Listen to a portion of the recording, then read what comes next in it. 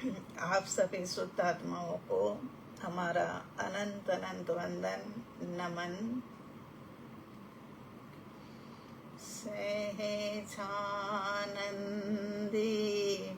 शुद्ध स्वरूपे अविनाशी में आत्मस्वरूप ज्ञानानंदी पूर्ण निराकुल सदा प्रकाशित मेरा रूप सर्वांग सुखमय अलौकिक मैं हूँ परमात्मा स्वरूप। मैं तो आनंद घन आत्मा हूँ नित्यानंदी में शुद्ध स्वरूप नित्यानंदी में सिद्ध स्वरूप। देवादिदेव अरिहंत परमात्मा श्री सिमंदर स्वामी भगवान आदि धर्म गुरु भगवंत आदि की आज्ञा अनुमति लेते हुए बेन श्री बेन चंपाबेन द्वारा लिखित स्वानुभूति दर्शन का 445 नंबर का प्रश्न अपन लंबे समय से उसी के ऊपर में चर्चा कर रहे हैं। हमारा भी लंबे समय के बाद आप सबको मिलना हुआ।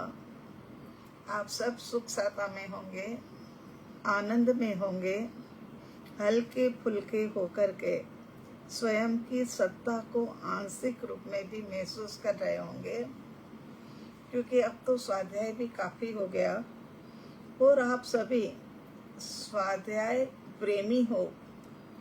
आप सभी अपने आप से प्रेम करते हो, इसीलिए जीवन तो हल्के फुल्के होकर के गुजारना यही तो हमारा कर्तव्य है ना। अब आ जाते हैं अपने टॉपिक के ऊपर। प्रश्न किया है साधक ने कि हम वेद ज्ञान तो करना चाहते हैं, वेद ज्ञान करे, स्वानुभूति प्रकट करे और ये सब तमन्ना हमारी भी है, लेकिन वेद ज्ञान करे तो करे कैसे? मूल मतलब ये चुक हो गई है ना। बेंसरी ने भी अच्छा जवाब दिया है। आगे बेंसरी कहते हैं कि भाई जैसे लोहे में से लोहा बनता है, सोने में से सोना बनता है, वैसे ही स्वभाव को ग्रहण करने से स्वभाव ग्रहण होता है और विभाव को प्रकट करने के लिए विभाव दशा में जाते हैं। तो हम जानते हैं कि स्वभाव ही हमारे लिए सर्वोत्कृष्ट है, विभाव से हमें पर होना है। इसीलिए अपने स्वभाव का ग्रहण करना और तद अर्थ रुचि प्रकट करनी चाहिए। प्रथम तो भीतर में रुचि प्रगटे और प्रतिक्षण उसको भेद ज्ञान की लगन लग जाए कि यह जो विभाव है सो मैं नहीं हूँ। विभाव तो उनको जैसे ये पेन है ना और अलग दिखती है ना, ऐसे ही पेन की तरह वो अलग विभाव दिखे कि मेरा ज्ञान ये विभाव को जान रहा है, ये राग मेरे ज्ञान में झलक रहा है, ये क्रोध मेरे स्वरूप के अंदर में कहीं नहीं गया है, ये बाहर ही बाहर ज्ञान में झलक रहा है। तो कहते हैं कि प्रति क्षण उसका भेद ज्ञान करे। यह जो विभाव है सो मैं नहीं हूँ, मेरा तो स्वरूप जो है वो चैतन्य मात्र है, सभी विकल्पों से भिन्न अलग ऐसा मैं चैतन्य स्वरूपी आत्मा हूँ। इस प्रकार बारंबार अभ्यास करने से उसमें एकाग्रता होगी। अन्यथा बिना समझ का ध्यान यथार्थ में जमता ही नहीं है, वो लगता ही नहीं है। क्योंकि समझ ना हो और ध्यान करे तो फिर क्या हो जाता है कि वो तरंग रूप हो जाता है ना। विचारों की तरंगे चलती है। क्योंकि मन भाई भी क्या करता है कि हम जब खाली होकर के बैठ जाए, चौकड़ी लगाकर, आंखें बंद करके, हाथ के ऊपर हाथ धर करके, तब मन भाई को भी लगता है कि अब ये शांत बैठा है। वैसे तो कभी शांत बैठता नहीं, कभी यहाँ की उठापटक, कभी यहाँ की उठापटक, उसी के अंदर में लगा रहता है। लेकिन अब शांत बैठा है ना, तो मेरे मन के भीतर में, क्योंकि मन की संतान जो है वो विचार है, तो विचार जो है ना वो सारे एक के बाद एक बाहर में आने लग जाते हैं और वो भ्रमणा हो जाती है कि ये साधना के अंदर में, ध्यान के अंदर में ऐसा ही होता होगा। लेकिन ऐसा होता नहीं है। जब यथार्थ रूप से ध्यान का स्वरूप नहीं समझते हैं, तब ये तरंगे, विचारों की तरंगे आ जाती है ना। और आगे अब हमारा चिंतन कहता है, जन्म जरा मरण आदि 18 प्रकार के दोषों से रहित मैं वितरागी परमात्मा हूँ।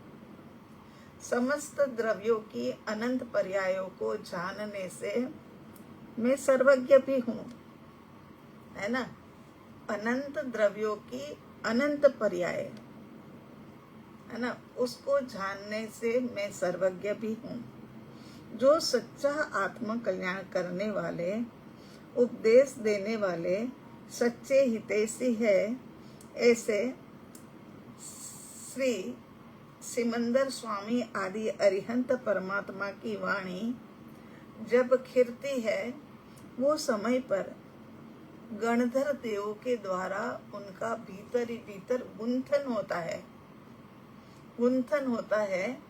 और ये जो गणधर देवों ने गुंथन किया है, वो मुंह जबान आचार्य भगवंत को देते हैं। आचार्य भगवंत उनका लेखन करते हैं और संकलन करके जो भी हमारे सामने आज 32 आगम आए हैं, वो तीर्थंकर परमात्मा की वाणी का अंश है। अंश क्यों कह रहे हैं? अंश इसीलिए कह रहे हैं कि अरिहंत परमात्मा ने जो भी वाणी का प्रसार किया, वो वाणी में से असंख्यातवा भाग जो है ना, वो गणधर देवों ने गूंथा, मतलब अपने में समा सके। गणधर देवों ने जो गूंथा था, उसका असंख्यातवा भाग वो आचार्य भगवंत को दे सकते हैं। अब आचार्य भगवंत को जो मिला, उसका असंख्यातवा भाग वो लेखन करते हैं और संकलन करते हैं और आगम बनता है, और उसका असंख्यातवा भाग जो है ना, वो हमारी समझ में आता है। अब कितना हमारे पास रहा, असंख्याता भाग कितनी बार निकल गया है ना। ऐसे निकलते निकलते हमारे पास भी तो अरिहंत परमात्मा की आंशिक देशना ही पहुंची, ठीक है ना। और इसको कहा गया शास्त्र के दो, उसमें से भी कहीं प्रकारांतर निकलते गए। समय सार, प्रवचन सार, नियम सार, है ना, ये सब निकलता रहा। वो सब जिनवाणी, है ना, इस प्रकार से। और गुरु जो होते हैं वो निर्ग्रंथ होते हैं। सबसे पहले जन्म जरा मरण आदि 18 प्रकार के दोषों से रहित वितरागी परमात्मा होते हैं। समस्त द्रव्यों की अनंत पर्यायों को जानने के कारण से वो सर्वज्ञ भी कहे जाते हैं। और सच्चे देव गुरु की वाणी जो समूह शरण के अंदर में खिरती है, वैसे तो उनका मौन ही होता है। और जब ये जो समूह शरण में बैठते हैं, तब जो वाणी खिरती है, वो वाणी के माध्यम से क्रमशः हमने जैसे आपको बताया वैसे होते होते होते हमारे पास आगम के रूप में आंशिक वाणी उनकी आती है, वो शास्त्र है। और गुरु निर्ग्रंथ होते हैं। मेरी ये जो मनुष्य पर्याय है उसमें आत्मा और शरीर दो द्रव्य, हम शुरू से कहते जा रहे हैं ना कि दो द्रव्य से हमारा जीवन निर्वाह हो रहा है, जीव द्रव्य और पुद्गल द्रव्य, है ना। दोनों से जो दिखता है वह तो शरीर है, और जो जानने में आता है वो आत्मा है। मगर आत्मा जो है वो शक्ति रूप है। जानने के लिए भी जानने की प्रक्रिया समझने से ही वो जानने में आता है। अनुभव तो हर समय हो रहा है, क्योंकि आत्मा का कार्य क्या है कि जानना। जानना तो जानना माने हम इस वक्त भी तो सब कुछ जान ही रहे हैं। हमने बहुत बार ये बात आपको समझाया है कि अनुभव तो हमें भी हो रहा है, हर समय हो रहा है, क्योंकि हमारी आत्मा का स्वभाव जो है वो ज्ञान है। तो ज्ञान होने के कारण से हमें सब कुछ दिखाई दे रहा है, वो आत्मा ही का तो अनुभव है। देह और आत्मा का वियोग जिनका हो गया है, माने जिनकी मृत्यु हो गई है, क्या वो जानता है कुछ? क्या अब ये मेरे परिवार वाले दुखी हो रहे हैं, उनको बड़ा कष्ट हो रहा है मेरे जाने से, अब मुझे हॉस्पिटल से ले करके जा रहे, ऐसा कुछ जानने में आता है? कुछ नहीं जानने में आता है ना प्रभु, कुछ नहीं जानने में आता। तो यहाँ कहते हैं कि आत्मा तो शक्ति रूप है, वो शक्ति प्रकट करने आ जाए, बस इतना ही है। शक्ति जिस दिन प्रकट करने आ जाएगी वो दिन ऐसा मान लो कि हम ही वितराग परमात्मा है, हम ही सर्वज्ञ है। और ऐसा मान लो क्या, इस वक्त भी हम वर्तमान में भी हम वितराग परमात्मा है और हम सर्वज्ञ भगवंत है, मगर उसके आड़े आवरण आ गया है, बस इतना ही फर्क है। तो यहाँ किसको कहेंगे जन्म? देह और आत्मा का मिलन होना, संयोग होना, उसका नाम जन्म है।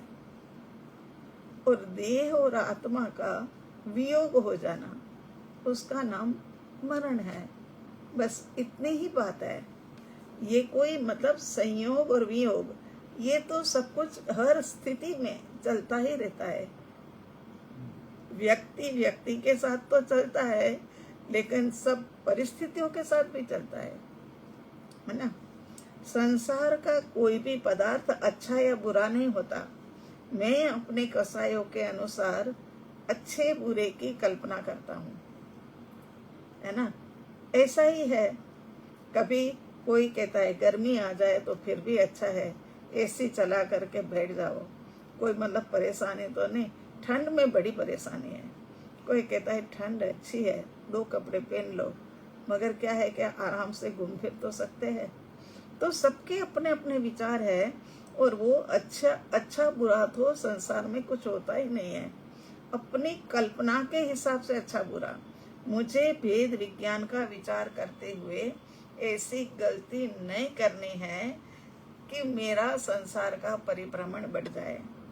और इसी कारण से हम वेद ज्ञान की गहराई में जाना चाहते हैं। कई दिनों से हमारा ये सब्जेक्ट चल रहा है कि वेद ज्ञान क्या है, कैसे किया जाए, है ना। क्योंकि ये विषय ऐसा नहीं है, ये 4 लाइन के अंदर में बता दिया और ये साधक ने समझ लिया। क्योंकि यहाँ तो कितने प्रश्न उठते हैं, उसकी गहराई, उसका ऊपरपना, और ऊपरले वाले तल में रह करके भी मतलब क्यों वो फिर वापस भीतर की ओर जाना चाहता है, और ऐसी सब पर्यायों का स्वरूप और द्रव्य गुण और पर्याय हम बोलते आए हैं, है ना। द्रव्य गुण और पर्याय जैसी अरिहंत परमात्मा की शुद्ध है ना, वैसी ही हमारी शुद्ध है, लेकिन फिर भी वो सिद्ध बुद्ध और मुक्त हुए और हम यहीं पर रुल रहे हैं।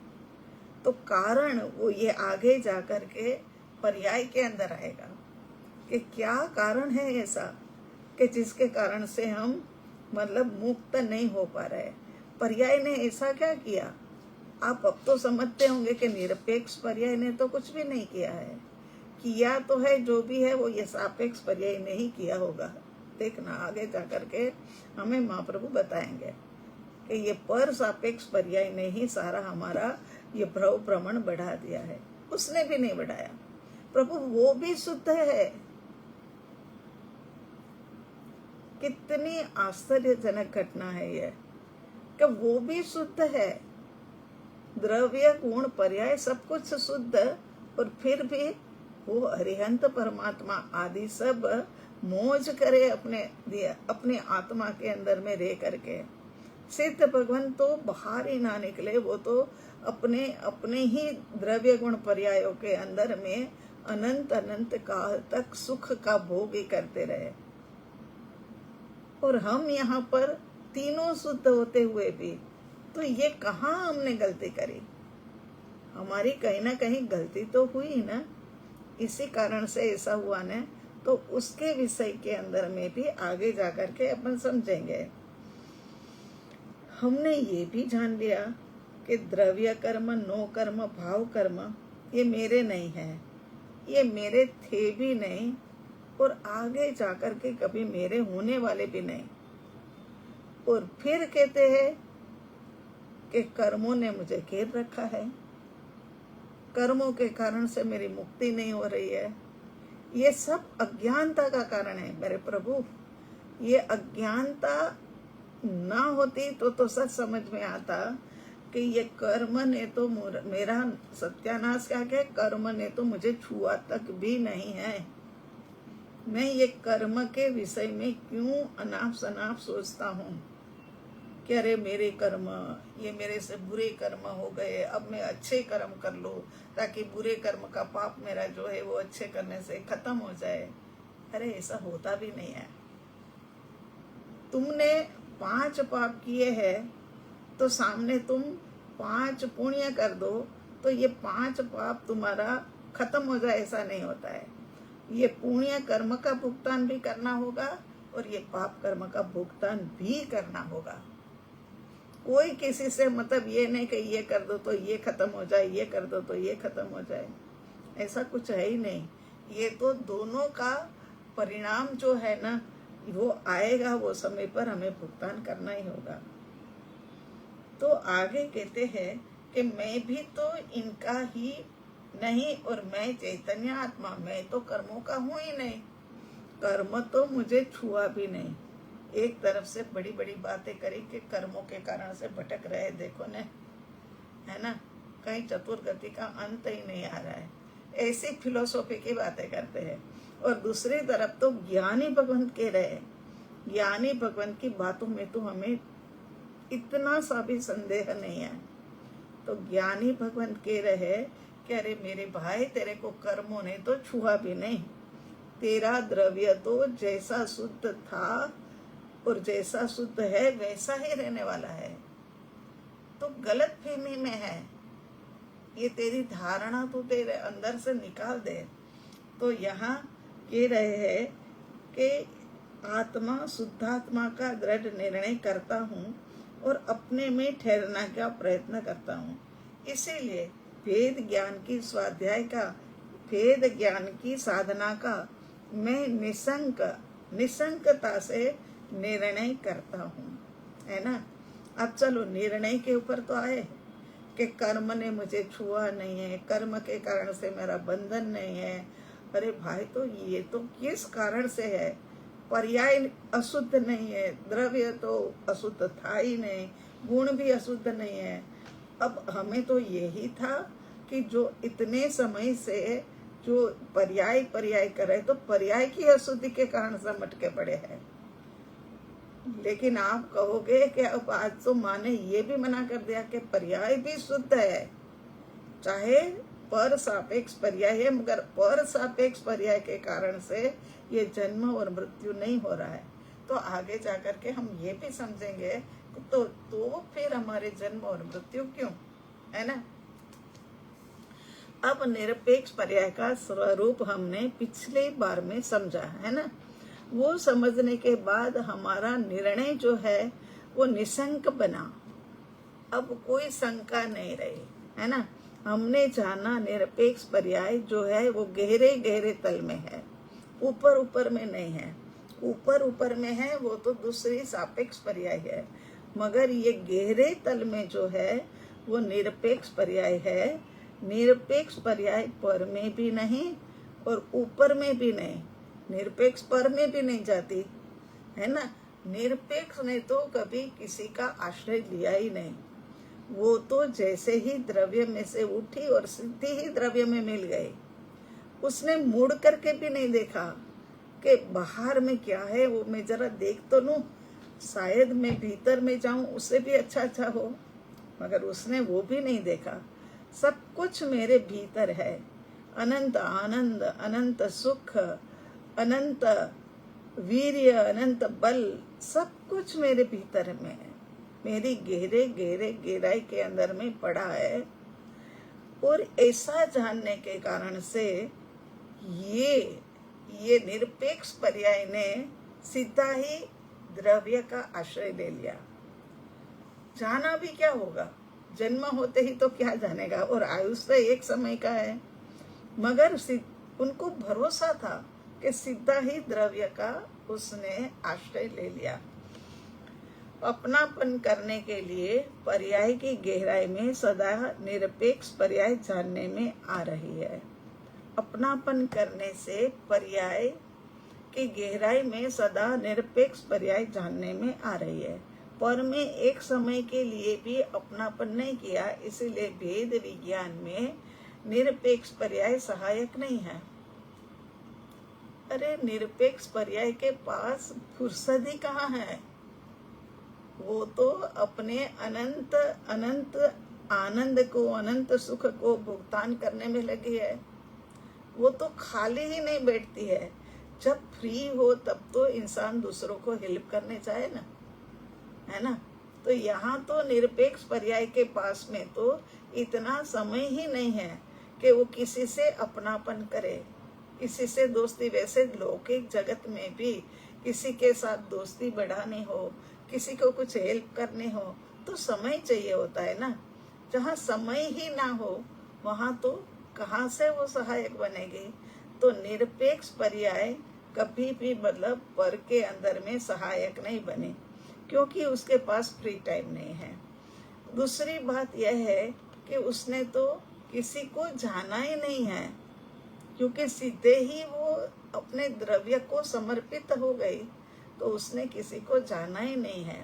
भेद विज्ञान में दो चाहिए, इसीलिए निरपेक्ष पर्याय सहायता नहीं करेगी, है ना। कोई भी चीज दो हो तो है ना, कि ये पेन और ये पेन, दो में से कौन सी पेन अच्छी है, तो फिर हम कहेंगे कि नहीं ये वाली ज्यादा अच्छी है। तो फिर इस प्रकार से यहाँ पर तो भेद विज्ञान तो एक अकेली है ना, उनके पास तो दो दूसरा कुछ है ही नहीं। इसीलिए निरपेक्ष पर्याय पर में सहायता नहीं करेगी, वो सहायता करेगी वो तो सापेक्ष पर्याय ही करेगी, ठीक है ना। अब हमें सापेक्ष पर्याय का, ये तो पिछला और हमारा गया सब, और तब तक तो घंटी बजने को आ गई, है ना। अब हम सापेक्ष पर्याय के स्वरूप को समझते हैं। अब ऊपर की ओर आ जाइए। सापेक्ष पर्याय का दूसरा नाम है वैभाविक पर्याय। इसमें दो हिस्से किए हैं, एक स्वसापेक्ष और दूसरा है पर सापेक्ष। निरपेक्ष तो बिल्कुल अलग ही हो गई है। अब ये जो पर्याय सापेक्ष पर्याय है उसमें दो हिस्सा किया है, स्वसापेक्ष पर्याय और पर सापेक्ष। पर सापेक्ष का दूसरा नाम अशुद्ध पर्याय भी है, क्योंकि उसने तो पर के साथ में ही संग जोड़ करके रखा है ना। कर्म का उदय, अशुभ का उदय, वह इसी कारण से मतलब अशुद्ध है। वो उन्होंने तो सबके साथ मैत्री बनाई है ना। तो पर का लक्ष्य करती है वह अशुद्ध पर्याय। विकारी पर्याय भी उसको कह सकते हैं, क्योंकि राग द्वेष में भी अपनापन करती है। विकारी भाव है ना, राग द्वेष करना, ये तो उसमें भी अपनापन करती है। परलक्षी पर्याय भी कह सकते हैं, क्योंकि शरीर में वो एकत्व करती नहीं है। शरीर के साथ में एकत्व करती है, अपने साथ में एकत्व करती नहीं है ना। तो स्व सापेक्ष पर्याय विशुद्ध पर्याय। अब स्व सापेक्ष की, ये पर सापेक्ष की बात थी, अब स्व सापेक्ष की बात आई। स्व सापेक्ष पर्याय विशुद्ध पर्याय कहा जाता है। उसको क्या हुआ, आपको वैसे हमने पहले बताया है।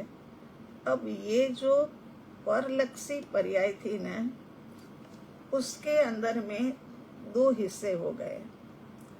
पहले तो ये स्व सापेक्ष पर्याय भी पर सापेक्ष के साथ ही थी। उसे भी ये था कि बाहर में सुख है, बाहर में आनंद है, बाहर में सब कुछ है, रंग राग सब कुछ बाहर में ही है, तो हम बाहर ही जाए। और पर सापेक्ष मतलब फिर वहीं पर देखते रहे सापेक्ष पर्याय। फिर उसमें से सापेक्ष पर्याय में से पर्याय का हिस्सा वो उसको कुछ को हुआ कि पर में तो कहीं सुख है ही नहीं। सुख तो जो है वो स्व के अंदर में है, भीतर में है, गहराई में है, तल में है। तो ये स्व सापेक्ष पर्याय जो है ना, वापस मुड़ गई। वो तो इधर की इधर है, दोनों इधर ही थी, मगर वो वाली है ना, वो ऐसे मुड़ गई वापस। उसने समझ लिया कि पर के अंदर में आश्रय लेने से कहीं पर भी कुछ सुख शांति मिलने वाली नहीं है। पर में सुख शांति नहीं है, इसीलिए स्व सापेक्ष पर्याय ने ध्रुव का आश्रय लिया। तब से स्व सापेक्ष पर्याय उसको कहा गया और उसका नाम विशुद्ध पर्याय भी रखा गया। विशुद्ध पर्याय पहले अशुद्ध थी, अशुद्ध में से अब वो शुद्ध तो नहीं हो सकेगी। निरपेक्ष पर्याय तो शुद्ध है, मगर निरपेक्ष पर्याय जितनी शुद्ध तो इसको नहीं कही जाएगी, क्योंकि इसने पर का लक्ष्य तो किया है ना। तो पर का लक्ष्य किया है और पर का लक्ष्य करके जान करके आई है कि पर के अंदर में कहीं सुख नहीं है, ऐसा जान करके आई है और फिर इधर की तरफ मुड़ी है। तो इसीलिए इसका नाम रखा गया विशुद्ध, ना तो शुद्ध ना अशुद्ध, और ये विशुद्ध पर्याय है ना। तो यहाँ पर सापेक्ष पर्याय का स्वरूप समझते हैं। अशुद्ध पर्याय नो कर्म, द्रव्य कर्म, भाव कर्म से अशुद्ध है। इसमें मैं पना स्थापित किया है। याद रखना, पर्याय कभी भी नो कर्म, द्रव्य कर्म और भाव कर्म की होती ही नहीं है। कर्म और पर्याय दोनों तो बिल्कुल अलग अलग चीज है ना। होती ही नहीं, पर्याय तो पुद्गल की ही होती है ना। पर्याय पुद्गल की ही होती है, जड़ की नहीं होती। पुद्गल की, जड़ की, पर्याय आत्मा की होती है। माने पुद्गल, ये जो पुद्गल है, ये पुद्गल तो आत्मा के साथ में है, इसीलिए इसको पुद्गल कहा गया, वरना तो इसको जड़ कहा जाता है ना। ये जब आत्मा के साथ में देह का वियोग हो जाता है तो इसको जड़ ही कहा जाता है ना। तो यहाँ कहते हैं कि ये कर्म की पर्याय पुद्गल नहीं होते हैं, पुद्गल की ही होती है। पुद्गल की, जड़ की, आत्मा की होती है, लेकिन आत्मा के स्वरूप में नहीं, क्योंकि आत्मा तो त्रिकाली ध्रुव रहने वाला है ना। आत्मा तो त्रिकाली ध्रुव है और पर्याय एक समय की है। एक समय में तो उत्पाद व्यय नष्ट, एक समय में तो जन्म भी ले लिया, जीवन भी जी लिया और मृत्यु भी हो गई। पर्याय आत्मा की है, लेकिन आत्मा का स्वरूप नहीं है। आत्मा का स्वरूप तो हो ही कहाँ से सकता है। कहाँ तो टिमटिमाता हुआ एक तारा और कहाँ तो चंद्रमा, है ना। दोनों के अंदर में तो कितना अंतर है, लेकिन पर्याय तो आत्मा का अंश है। जैसे कि बालक किसका, तो कहते हैं पापा का। बच्चे को पूछा जाए कि तुम किसके बच्चे हो, तो वो कहेगा पापा का। नहीं, चाहे बच्चा समझदार, चाहे बच्चा शरारती, लेकिन होता तो है पापा का। इस प्रकार पर्याय चाहे निरपेक्ष हो, सापेक्ष हो, तो है तो वो द्रव्य की ही है। क्योंकि हमने ये तो बहुत अच्छे से समझा था, है ना, कि ये द्रव्य, ये गुण, ये पर्याय, है ना। ये पर्याय सब इसी में से ही निकलती है। कोई निकलती है और निरपेक्ष पर्याय जैसी हो तो साथ के साथ मतलब समर्पित होती है, और कोई यहाँ से निकलती है और यहाँ चली जाती है, जा करके पर का लक्ष्य करती है, पर को देखती है और आहा आनंद आएगा, मजा आएगा, ये सोचती है। मगर ये मजा की सजा क्या होती है, वो स्व सापेक्ष पर्याय समझ गई और ये इधर देख रही थी, वो उधर की तरफ देखने लग गई। इसी कारण से उसका नाम विशुद्ध दिया। अशुद्ध भी नहीं है और उसको शुद्ध भी नहीं कहा जाएगा, तो कुछ तो नाम देना पड़ेगा ना, विशेषण तो देना पड़ेगा। वो है ये विशुद्ध का। बाहर में जो कुछ हो रहा है, लेकिन अब स्वलक्षी पर्याय को विशुद्ध पर्याय का नाम मिल गया, क्योंकि सत्य उसकी समझ में आ गया कि पर में सुख नहीं है, पर में आनंद नहीं है, पर में कहीं कुछ नहीं है। ऐसे पर के अंदर में भटकने की बजाय मैं द्रव्य का आश्रय ले लूं, है ना। और जैसे ही द्रव्य की ओर मुड़ी और स्व सन्मुख हुई कि तुरंत नाम बदल गया, अशुद्ध में से विशुद्ध हो गया, है ना। बाहर में सुख शांति आनंद नहीं है, इसलिए स्वलक्ष्य की ओर मुख कर लिया, इस कारण उसको विशुद्ध कहा गया। एक देश शुद्ध भी कहते हैं। परम शुद्ध पर्याय जो है वह तो मोक्ष है ना। परम शुद्ध पर्याय है वह मोक्ष है। शुद्ध पर्याय है वो केवल ज्ञान है।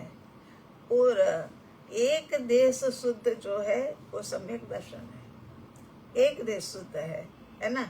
याद रखना कि ये एक देश शुद्ध जो सम्यक दर्शन है ना, उसको कभी फिर से पर की रुचि लग सकती है।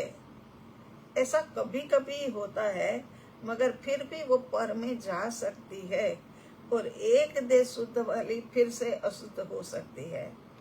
हाँ, तो याद रखना, जब तक सापेक्ष पर्याय से रुचि नहीं हटती तब तक स्वरूप की साधना नहीं होती। स्वरूप की साधना हमें करनी है तो हमें सापेक्ष पर्याय माने पर से, पर्याय माने क्या है, हमारी रुचि है ना, हमें पर की रुचि छोड़नी होगी, क्योंकि पर में कहीं पर भी सुख शांति नहीं है। और आप और हम सब ने ये अनुभव कर लिया है, फिर भी लगे पड़े हैं, फिर भी लगे पड़े कि नहीं, कभी न कभी तो सुख मिल जाएगा। बेटा बड़ा होगा तो सुख मिल जाएगा, धंधा अच्छे से चलने लग जाएगा तो सुख मिल जाएगा।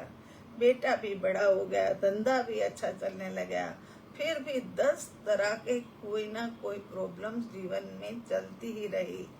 जब तक हम स्व को समर्पित नहीं होंगे तब तक हमें सुख मिलने वाला नहीं है, क्योंकि सुख तो मेरे भीतर में ही है, बाहर में कहीं पर भी सुख है ही नहीं। अगर सुख का अनुभव करना है तो स्व के प्रति समर्पित होना ही पड़ेगा। तो बाहरी कर्म में मैंपना और कर्म के उदय में हम एकत्व कर लेते हैं, है ना। हाँ, वहाँ तो कर ही लेते हैं कि आहा हमारा तो इतना बड़ा बंगला, आहा हमारा तो इतना बड़ा बिजनेस, इतनी लंबी लंबी चौड़िया गाड़ियाँ, ये सब कुछ उसके अंदर में हम एकत्व कर लेते हैं। उसका कारण क्या है? अज्ञानता है। अज्ञानता के कारण से, क्योंकि कुछ भी मेरा था नहीं, है नहीं और होने वाला भी नहीं। कुछ समय के लिए इसका भुगतान, बस ये पुण्य कर्म ने भेजा है कि तुम्हारा पुण्य कर्म है तो तुम इसका भुगतान करो। और पुण्य कर्म पूरा होते ही वो चला जाएगा सब कुछ, और या फिर पुण्य कर्म हमारा लंबा टिका तो हम इसको छोड़ करके चले जाएंगे, है ना। तो अज्ञानता के कारण मैं पना पर में हो जाता है। जब आत्मा की पकड़ में मजबूती ना हो, जब आत्मा की पकड़ में मजबूती ना हो कि बस यही मैं और इसी में से ही सुख मिलता है, यही मैं, ऐसा जब मजबूती ना हो तब मिथ्यात्व, अज्ञान, प्रमाद सब आकर के सताने लगते हैं। जब कमजोरी हमारी हो ना तो और भी लोग आकर के हमें सताने लग जाते हैं, है ना, सताते हैं ना बहुत से लोग आकर के। और वैसे दैनिक जीवन में भी हमने देखा है कि कहाँ से लोग आकर के अपने को सताने लग जाते हैं, क्योंकि हम कमजोर है, हम बोल नहीं सकते, इसी कारण से। तो यहाँ पर भी ऐसा ही है, जो बाहर चल रहा है वही भीतर भी में भी चल रहा है।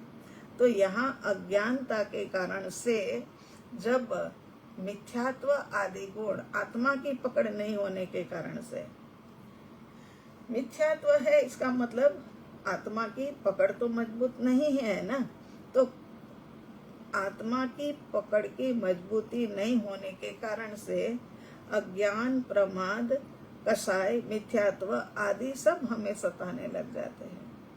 जागृति की कमी के कारण कुसंस्कार हावी हो जाते हैं।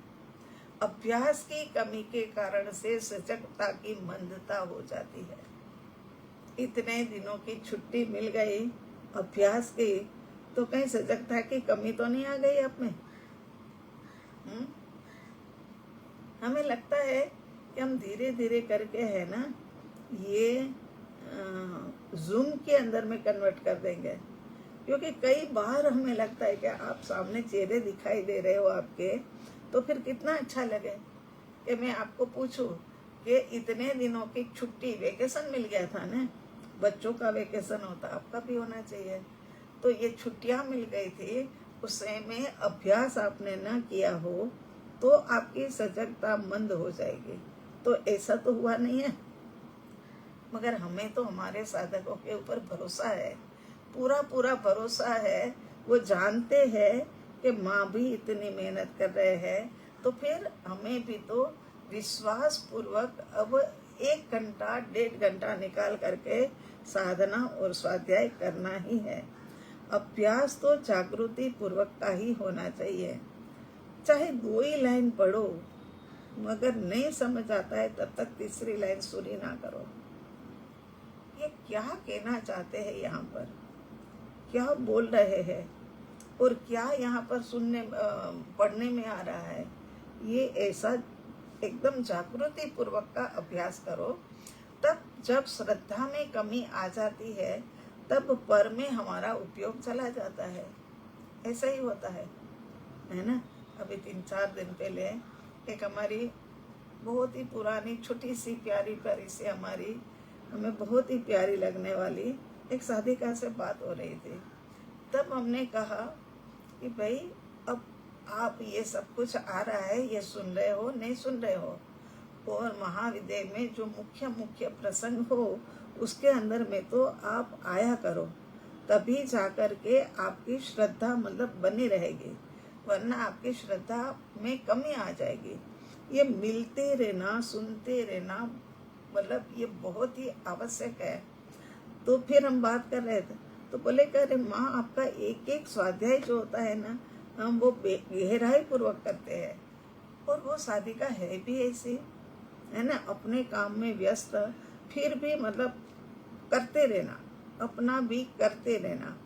तो जब श्रद्धा में कमी आ जाती है तब उपयोग हमारा पर में चला जाता है, तब हमें कहीं ना कहीं मतलब कमी दिखाई देती है और लगता है कि नहीं, यहाँ वाइट कपड़े ही पहन करके आना महाविद्या में, तो इससे तो अच्छा है कि वहाँ पर में जाओ, जैसे मर्जी कपड़े पहनो, जैसे मर्जी मतलब रंग बेरंगी हो, चाहे छोटे हो चाहे बड़े हो चाहे लंबे हो, मगर वही अच्छा है। कहीं कोई प्रतिबंध तो नहीं है। ऐसे कभी कभी हमारा उदय काल ऐसा बुरा आने वाला हो ने, तो ये पर सापेक्ष पर्याय ऐसा सोचती है। ये हमारे बुरे कर्म के कारण से ऐसा सोचना हो जाता है। तो फिर क्या है कि लक्ष्य के प्रति की महिमा होनी चाहिए।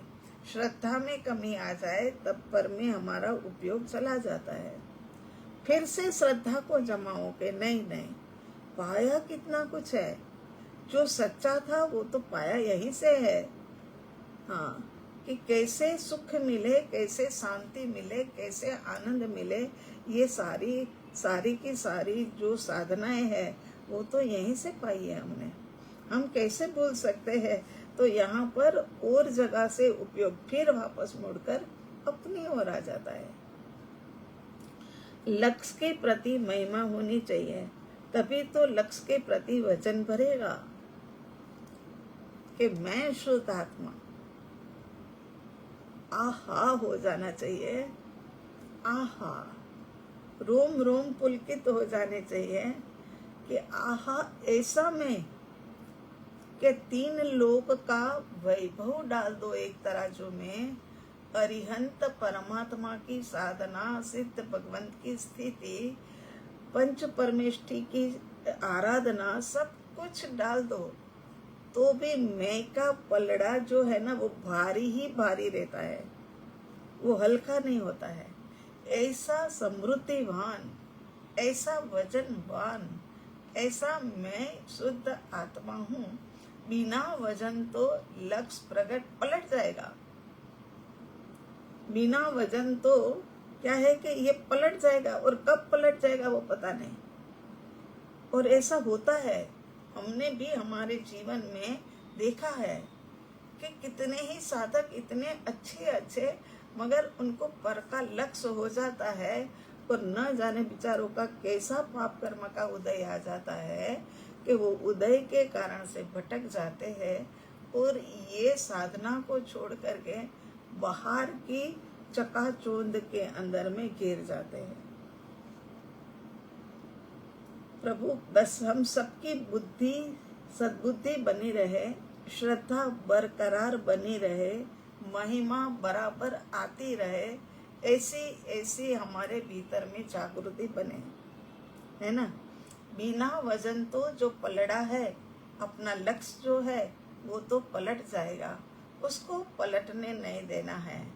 पर सापेक्ष पर्याय आत्मा का स्वरूप नहीं है, क्योंकि उसका तो लक्ष्य ही पर का है और उनको कर्म की अपेक्षा भी लगती है। वो अब कैसे लगती है? और आत्मा क्यों बंधनों में बंधा हुआ है, जबकि कहते हैं कि शुद्ध है, गुण भी शुद्ध है, पर्याय भी शुद्ध है, एक भी कर्म उसको छुआ तक भी नहीं, लगने की तो बात ही अलग, छुआ भी नहीं है। तो फिर क्यों ऐसा हो रहा है कि आत्मा सिद्ध बुद्ध नहीं हो पाता है? तो यहाँ कहते हैं कि पर का लक्ष्य करती है, पर सापेक्ष पर्याय, और उसको कर्म की अपेक्षा लगती है, और कर्म की अपेक्षा जो लगती है उसके बाद आगे क्या होता है वो अपन अच्छी तरह से अवसर आने पर सुनेंगे, क्योंकि कहीं ना कहीं कुछ मिस हुआ है ना। ये हमने सही से जाना नहीं है कि कैसे सिद्ध बुद्ध और मुक्त होते हैं। अरे वो आत्माएं हो गई और अनंत आत्माएं हो गई, अनंत आत्माएं हो गई, और हमने भी तो अच्छा खासा जीवन जिया है। हमने किसी का मर्डर नहीं किया, हमने किसी की 10-20 लाख रुपए की चोरी नहीं की, हमने किसी के ऊपर कोई गुनाह नहीं किया, है ना, कुछ भी ऐसा नहीं है। और फिर भी हम भटक रहे हैं और वो बड़े मौज मस्ती में बैठे हैं। भाई हमें तो ईर्ष्या आ जाए, ऐसा काम हो गया है कि वो मौज मस्ती में, और हम तो यहाँ दुनिया की जो रीति है इसी तरीके से कर्म के उदय के अनुसार हम तो जिए ही जा रहे हैं। बस एक कृपा है तेरी कि तेरा लक्ष्य रख करके जिए जा रहे हैं, इसीलिए मजा है ना। तो ऐसा समझ करके अवसर आने पर आगे हम ये विषय के ऊपर भी समझेंगे कि कर्म की अपेक्षा हमें कैसे लगती है। कहाँ से आ गए फिर कर्म? सब शुद्ध शुद्ध शुद्ध शुद्ध शुद्ध, सब अच्छे अच्छे अच्छे अच्छे अच्छे, उसमें बुरा कहाँ से एक आ गया, है ना? उसके विषय में अब हम आगे सुनेंगे। हाँ, तो वैसे है ना, लग भी नहीं रहा था कि हम स्वाध्याय ले पाएंगे, तबीयत की थोड़ी नादुरुस्ती ही चलती है, मगर फिर भी बस कृपा है परमात्मा की, और सदाकाल बनी रहे यही भावना के साथ। सभी का मंगल हो, कल्याण हो, सबका भला हो, उसी मंगल भावना के साथ में ओम शांति, ओम हरिहर। वचनों को समाप्त।